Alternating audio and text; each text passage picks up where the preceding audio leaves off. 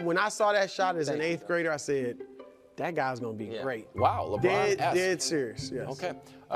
Much like a crawling caterpillar will metamorphosize into a beautiful butterfly, so too does a banal playoff list of who's hot and who's not turn into the friendliest segment in all of sports through a rich tapestry of precedent, performance, and expectations. That is the magic of what we call King of the Hill. Is metamorphosize a word? I looked it up. Is it? You looked it On up the and fence. is it a word? Okay. On the fence. All right, no problem. All right, so we're losing people off the hill. There's no down to 3 teams. Yeah. You're really only playing 5, 6 guys a team, and so first who slid off the hill? Obviously all the Pacers, and then looky there. Wow. Karl Anthony Towns and Rudy Gobert. Yeah. As Hard to defend. our friend Bomani Jones on the alternate telecast has been calling them 14 feet of disappointment. Now that is a little harsh if you ask me. However, Accurate. the reality is Karl Anthony Towns has been brutal this series. We gave him credit in the second round, but he's been brutal this series. And then there is the Gobert question, which is not how good is he really? It's not do the metrics overstate his impact? That's not the interesting Rudy Gobert question. This is, why does everyone hate him? Luka seems to take special pleasure in torturing him. Luka commanded Jaden Hardy, go attack that man, and then Luka cursed him out in Slovenian. We know why Draymond doesn't like him, but there does seem to be an added kind of fury to other players when they go against Rudy Gobert. He's slid off the hill. Now to the actual hill, row 5. Might as well call the beginning of this row the Nico Harrison row. P.J. Washington and Daniel Gafford, mid-season acquisitions without giving up much. Derrick Jones Jr., you know how much he makes? The league minimum, and he's been a huge factor for them. Jaden McDaniels and Mike Conley must slide down the hill just a bit because their team is down 0-3. Now to the 4th row. The oldest guy still playing, and the only rookie making a real impact right now in Al Horford and Derek Lively.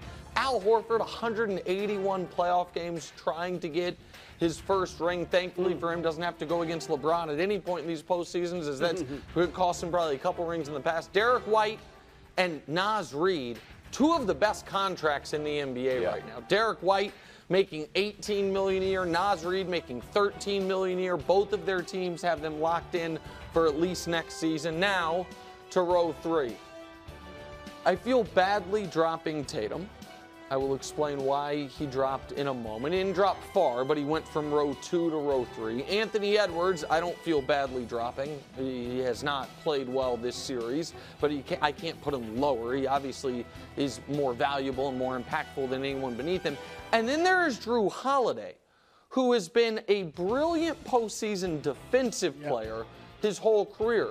But the odd thing about Drew's time in Milwaukee, even in their championship run, offensively, he struggled. His 3 postseasons in Milwaukee, he was 39% from the field and 30% from 3 in the playoffs. This year, he's 49% from the field and 40% from 3 in the playoffs. Maybe it's the better shots because it's a lighter load. There's more shot distribution. Much better teammates. Right. Did you hear that last night? Absolutely. And so Drew Holiday moves up. He obviously had maybe the most important defensive play of the postseason thus far. It was one of them. I mean, Luka stealing the lob is up there. There are some other ones, but the steal on Nembhard in Game 3 is as big as it gets. Now to row 2. This is why we had to move Tatum down a touch, is because Kyrie has to move up. He's playing brilliantly, particularly was early in Game 1 and then down the stretch of Game 2 and 3. And Jaylen Brown just won the Larry Bird Trophy for Conference Finals MVP, so we felt like we couldn't leave him where he was. And he has been the steady hand for Boston throughout this postseason, has not been rattled at all by being snubbed in some people's eyes for All-NBA. I do believe Brew had him on his All-NBA team, correct? Jaylen Brown, 3rd-team All-NBA. I checked your ballot. I think you did. He was not. He was not? Okay, well, I was trying to give you credit, but my bad on that. I should have checked again. And now at the top of it. Maybe, I got you. I think you did, Brew. I looked. Luka Doncic.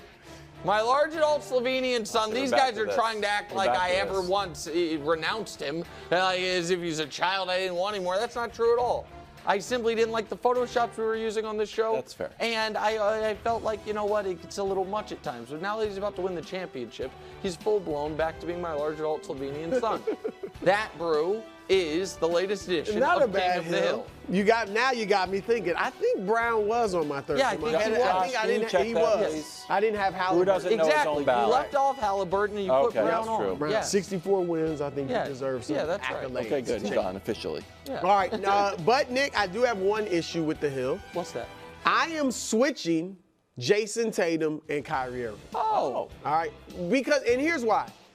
Jayson Tatum is the number 1 in Boston. Kyrie Irving is the number 2 in Dallas.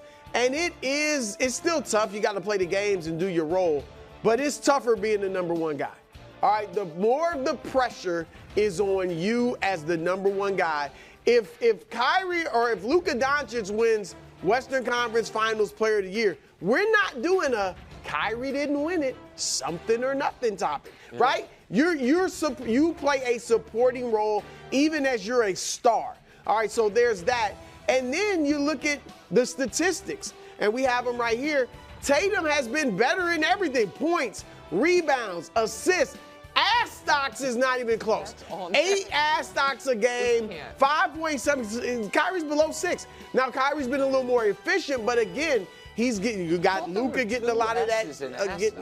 No, it's just one. Oh, okay. But assists, the A is for assists. And Tatum's S averaging is for steals. 6.3 this year. The ST is for steals. And the Ox is for blocks. That makes sense. There you go. Yeah. All right, so I think Jayson Tatum, look, he did something. Maybe this is why he didn't win the Larry Bird trophy, because he did something Larry Bird's never done. Oh. He averaged 30, 10, and 5+, actually 6 assists, in a conference final. Did Larry average 30, 10, and 8 ass stocks in a conference finals? I have to check the ass stocks on that. But there you have it. So Jayson Tatum, I think, should move up. I mean, 30, 10, and 6. People are. I understand. So here's really here is, and Jayson again, I said I felt badly dropping Tatum, so I'm not going to act as if he's played poorly, because he has not by any definition.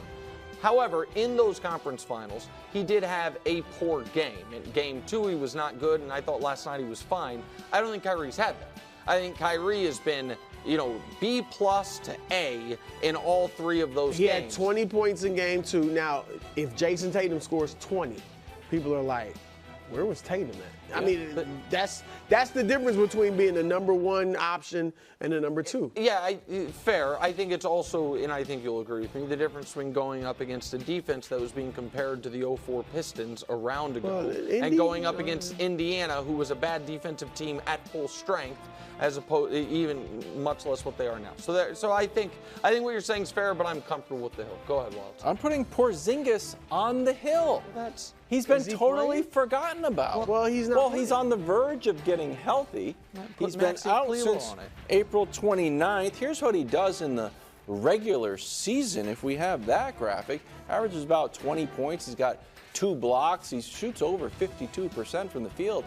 But he hasn't been a real presence in these playoffs. But when Jimmy Butler goes down, well, there's nothing you can do. You should just roll over the Heat. And when Donovan Mitchell misses a few games, do those games even count? And next thing you know, Tyrese Halliburton's not there. It should be like the playing games, or erase the statistics from the record books. The games don't even happen, even though the Celtics are missing a 20-point scorer, foundational defensive player. But nobody, he's got 2 blocks. He's a presence in there. Okay. And nobody cares. The media the media doesn't want to tell you that he averaged 20 points. And the Celtics also didn't have a guy on their team. Okay, but mainstream media. No one thinks Kristaps is the best player on the Celtics.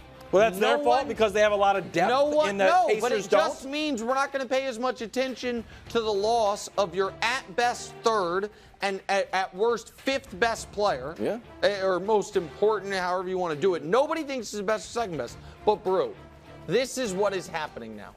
Wilds keeps going viral on Celtics Twitter, and now he is catering his takes. No, I'm not. You are catering his. No, that's not true. Wilds, that Kristaps Porzingis take, that exact, we're missing a guy, but when someone else is missing a guy, and you picked them to win it all.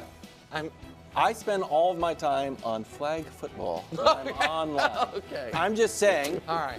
No one's even mentioning it. Is he even on the team still? Well, Did he get no cut? one's Was mentioning he on a it 'cause two-way he's contract? been out for 2 months. Is he playing for the Maine two Red and a half Claws? series. Because Donovan Mitchell. Oh, Donovan Tyrese Mitchell Howard. is their It shouldn't best count. player. It shouldn't count. Jimmy Butler's their best player. Well, Halliburton's out. Shouldn't count. Okay. But I don't know. How the Pacers get there? They beat The the last Knicks. game, Nobody was on the last, Knicks. Wilds, when you were That on counted. here peacocking about your Nuggets, that they had won the series and taken back control, the Timberwolves were missing their version of Kristaps Porzingis, Mike Conley, an important starting level player for them, but not where close to their best player. And you didn't. You Jamal thought it was Murray could barely Wilds, walk. you Jamal cared- Murray had hold on. His calves hurt so much he threw a heat pack onto the floor in frustration. You remembered the Conley injury so much, you saw a tweet about it and thought it happened today. Because you tricked me about a Shams. You got me deep in Shams' Twitter feed. I was like, oh my goodness, Conley's out again. Thanks for watching. Subscribe here to get more from the show and to check out clips from other shows on FS1.